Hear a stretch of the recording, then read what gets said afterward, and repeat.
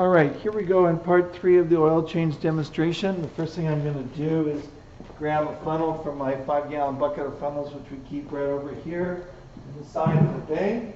And what I'm always going to do when I grab a funnel is get a clean rag and wipe the funnel out, because we don't want to wash a bunch of dust into the engine. I think you remember that in part 2 I had put the oil fill cap over on the bench, and we looked up in part 1 on Mitchell Pro-Demand how many quarts of oil it takes, and gosh, now I can't remember what it said, 4.25 quarts or 5 quarts, but we'll figure it out. So there goes the first quart in of 5W30 engine oil. There it goes. The 5W30 refers to its viscosity or its thickness based on temperature. Viscosity, again, is thickness, so the lower the number, the thinner it is at a cold temperature, and the higher the number, the thicker it is at a higher temperature.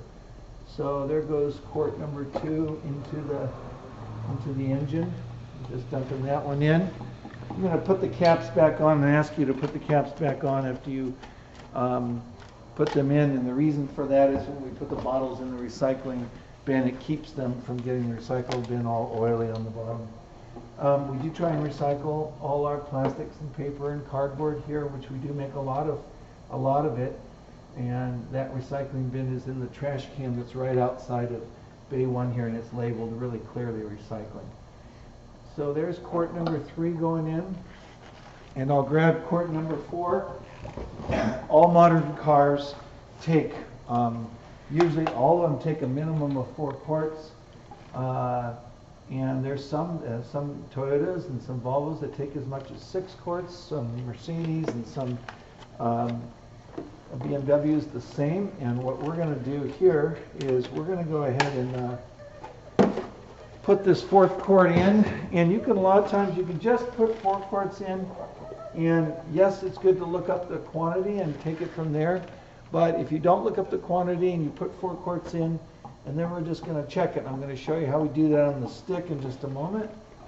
So I've got the 4th quart draining down in. It'll take a moment for it to drain all the way down to the engine oil pan, where the dipstick goes through and measures the oil level.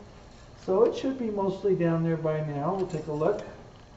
And right now on the screen you should see that you can see it's right there, just about halfway between the 2 dots. So I'm going to add another ½ quart, which will take us to 4.5. Now it makes me think that it was probably 5 quarts that we saw on the screen on Mitchell Pro-Demand, and I, believe it or not, had a few technical problems making this video. So since part 2, it's been quite a while. It's been a good hour. And welcome to Reinventing the Wheel Online. Anyways, pun intended. I hope you're laughing right now. Anyways, and I just put in too much oil. I was supposed to put in ½ and I put in, what did I do? I put in 7/8 of a quart, so you should be laughing again. Well, hopefully it won't be too much. If it is, I got to drain some oil out. But we'll see. Wow, Mr. L, really impressing the class right now. Okay, so at the moment, my oil level, and I'm going to check here one more time. My oil level looks like, well, thankfully, it shows it right on full. So maybe I didn't add quite as much as I thought. We'll see. I'm going to pull this funnel out, wipe this off. I'm going to put the oil fill cap back on, and then we're going to start the car. And this is kind of critical that when we start the car, we make sure the red oil pressure icon on the dash goes off immediately. So I'm going to walk over to the car with the camera, and hopefully I can show you guys what I'm talking about. So here we go. So we're going to go inside here, and if we don't see that red oil pressure icon on the screen, which is right there, the little red oil pressure icon, if that doesn't go out in about, I'm going to say 3 seconds, then we're going to shut the car off and find out what happens. Here we go. I'm going to count to 3. 1. Okay, it went out just that quick. So you can see that red oil pressure icon went out. What we're doing is we're running the engine. We're running the engine for just a moment so the oil goes down and fills that filter. And you can see, which I will do. I can get myself untangled here. Again, if you're laughing, feel free. So there's the filter down there, that black guy. Maybe you can't see it so well. So I'll put a light on it. And there it is. Right there. That's the filter. And I can see under the exhaust manifold, this is the hot exhaust manifold, which you definitely don't want to touch, because that thing's going to be up to 800 degrees Fahrenheit in no time at all. That's more than long enough to run the engine to fill the oil filter. So I put the key back on the dash. Right now, engine oil is running down from the top of the engine to the bottom. The oil level inside the engine will be correct after just a moment here. So we're going to give it a moment to drain down, and then we're going to pull that dipstick up, and we're going to see how our level is. There I am again, I know. Feel free to laugh once again.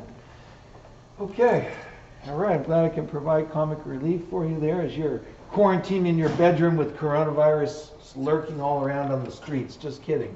It's not that bad. You're going to be okay, I promise you. Mrs. L still makes brownies. You can smile. So here we go. I'm pulling this stick up, and it's actually, believe it or not, if you can see there on the screen, I think you can, it's actually like right there. So it's showing about 1/4 of a quart low, or maybe as much as 1/3 of a quart low.